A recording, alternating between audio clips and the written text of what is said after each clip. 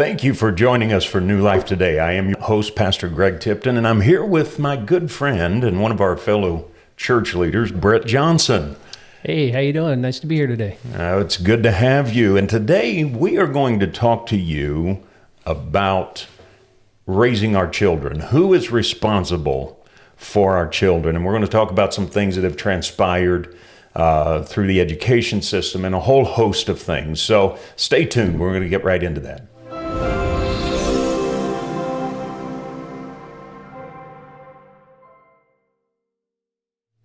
There's some scripture that I want to open up with first, Brett, that, of course, everything we do here is biblically based. So whether we talk about current events or anything of that nature, political events, we try to analyze it through the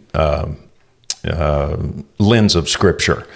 And one of the scriptures that came to mind is out of Acts chapter 17. And I believe this is appropriate for anything we do in life. It had to do with the Apostle Paul ministering. It had to do with the gospel, but it also works for life. And in Acts chapter 17, it says that the brethren immediately sent Paul and Silas away by night to Berea.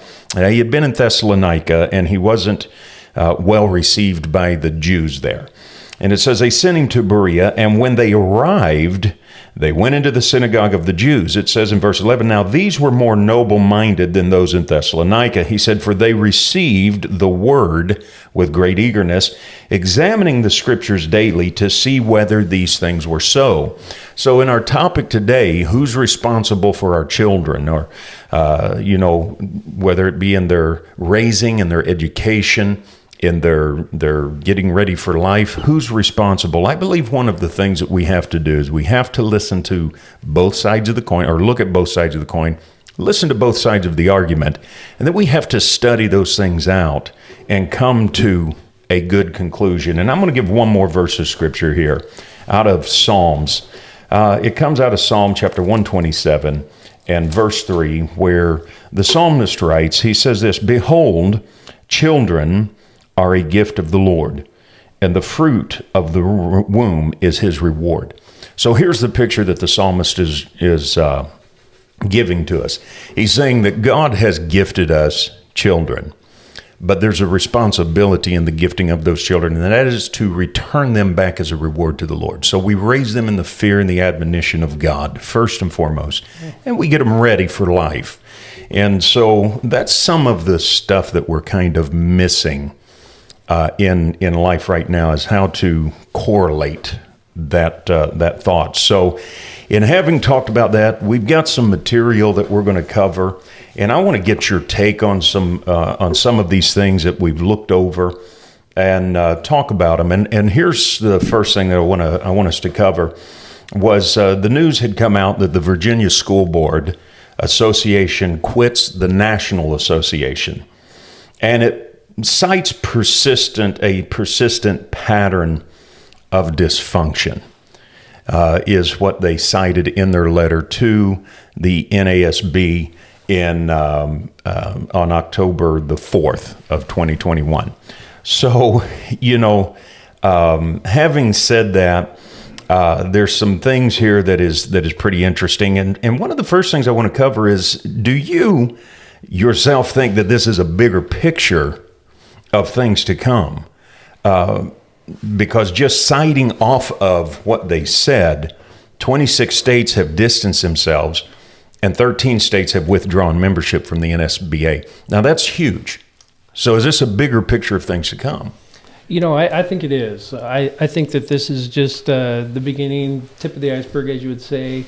But I also think that this stuff has been going on for years and years and years. Right. And it's just been kind of underlying. And just the climate that we're living in now is just bringing this stuff up to the surface. And people are actually taking a stance, taking an interest in their education of their children. Right. And it's just coming forward. So, yeah, I do think there are bigger things to come.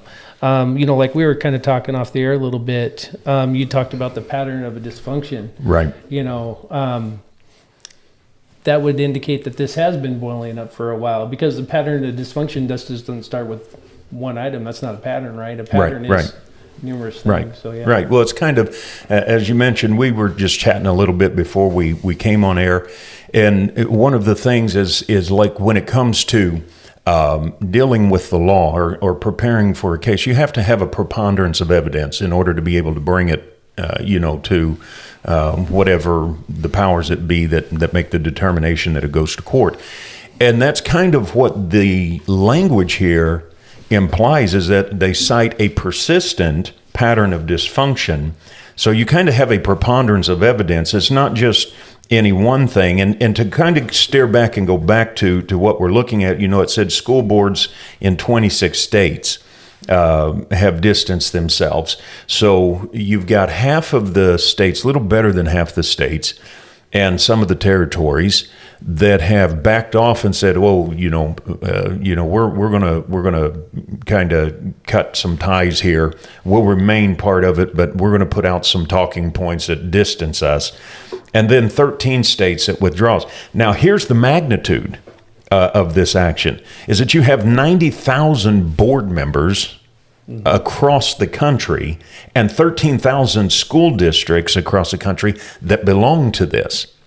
And so if you just do the math roughly, you've got anywhere from about 40,000 or more of their board members that are at least saying, we're not in like Flint on this. We're not 100% in, and 13,000 school districts that are saying, we've got some issues with this. So that points to a huge issue in our education system. No, I think it does. And if you look at the 26 states, with the political climate that we're in, you would always say, okay, those are probably just the red states, but it's not. Right. No, it's blue states, it's red states, it's non-party lines. So this is an issue that is affecting everybody, not just people on the left, not people on the right. Right. Which I think speaks to a lot about what has been coming for a little while. And and of course we'll get into some of this in some other segments, because this is more information than we will ever be able to handle in one segment or in one setting. But one of the things that they cited as a pattern of dysfunction, and we'll go into this in our next segment, but that they had been asking repeatedly for corrective actions with governance and with finances, yet they don't go into great detail on that. So that leads me to wonder, why has the match been struck now? And you said something earlier, was that when they say it's a pattern and it's dealing with corrective issues in governance and financing, how far back, how many administrations does that go back to that it's been fostering? But yet now you've got something that has just, I guess, tore the scab off maybe, or? Yeah, I think so. Like we were talking earlier, how far back does this go? I think that issues have been, talking points in, right. Coffee shops or at the water cooler, as you would say, for a while. Because, parents take a direct interest in their kids' education. Oh. And it does go back, all the way back to, there's always been arguments, to the No Kid Left Behind, right. And then moving forward to, we'll talk a little bit later about the CRT.